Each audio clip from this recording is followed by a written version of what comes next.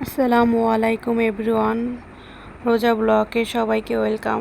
Finally চলে আসলাম নতুন একটা ব্লগ ভিডিও নিয়ে। চলুন ব্লগ ভিডিওটা দেখি। এই যে দেখতেই পাচ্ছেন আমি, তো সবাই বলবেন আমি কোথায় এসেছি, চিনতে পারতেছেন কি না। চলুন সবটা দেখতেছি ঘুরে ফিরে।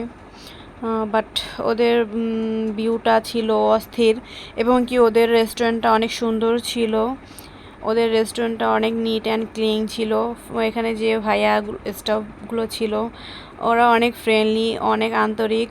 বাট আমি এখানে যখন পিকচার তুলছিলাম ভাইয়ারা বলতেছিল আচ্ছা আপু আমার কাছে দেন, আমি আপনাকে পিকচার তুলে দিচ্ছি এবং কি ভিডিও করে দিচ্ছি।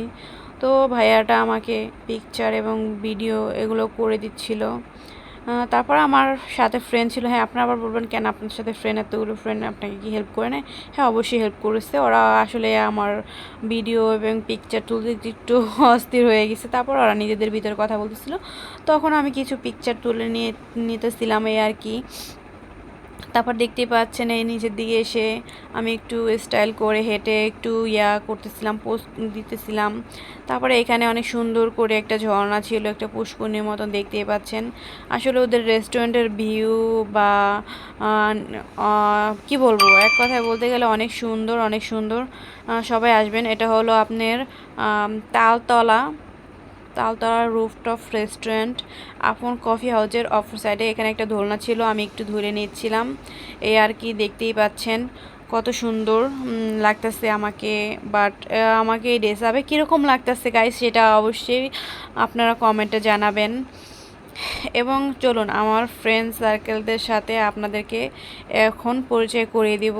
দেখেন আমরা কে কে এসেছিলাম এখানে, দেখতেই পাচ্ছেন অনেক ভাইয়া ছিল, একটা আপু ছিল এই আর কি। তো সবাই খাবার দাবার অর্ডার করে ফেলছি এই আর কি, খাচ্ছিলাম।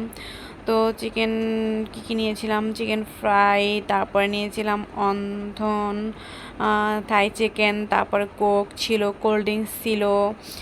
তারপরে চাটা খাওয়ার পরে এই আর কি সবাই যার যার মতন, দেখতেই পাচ্ছেন সবাই ফোন টেপায় বিজি হয়ে পড়েছে। এবং কি আমি সবাইকে টাটা জানিয়ে চলে আসলাম। তো বাইরের ভিউটা দেখতেই পাচ্ছেন অনেক সুন্দর ছিল। বাইরের ভিউটা একদম অস্থির ভিউ, না বলে নয়। বাইরের ভিউ কার কার দেখতে ভালো লাগে, রাতের ঢাকা শহর কার কাছে কেমন লাগে জানি না। আসলে আমার কাছে অনেক ভালো লাগে রাতের ভিউগুলা, এবং কি রাতে ঢাকা শহর ঘুরতে পারলে অনেক ভালো লাগবে। বাট আমি তো অনেক কি বলবো, যাদের বাইক আছে তারা তো ইজিলি ঢাকা শহর ঘুরতে পারে। রাতের ঢাকা শহর আসলে দেখতে অনেক সুন্দর লাগে, দিনের বেলা থেকে রাতের ভিউগুলো অনেক সুন্দর হয়। তো এই আর কি আমি একটু তারপরে সেলফি ব্যাক ক্যামেরায় আমি আমার পিকচার নিয়েছিলাম, দেখতেই পাচ্ছেন আপনারা। এই তো আমি চলে যাচ্ছিলাম রিক্সায় করে সবার সাথে। তো দেখতেই পাচ্ছেন সবার সাথে দেখা করার পরে রেস্টুরেন্ট থেকে চলে গিয়েছিলাম আপন কফি হাউস। তারপরে এটার লোকেশন আপন কফি হাউস। তারপর কিছু পিকচার তুলেছিলাম, সেগুলো আপনাদের সাথে শেয়ার করতেছি।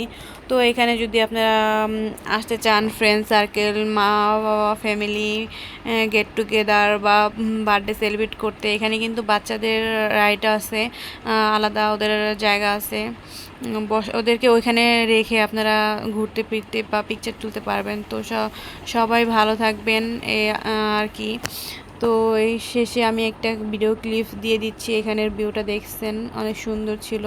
তো সবাই ভালো থাকবেন, সুস্থ থাকবেন এবং আমার পাশে থাকবেন, আমার সব ভিডিওগুলো দেখবেন এবং আমাকে ফলো করবেন, সবাই সাবস্ক্রাইব করবেন।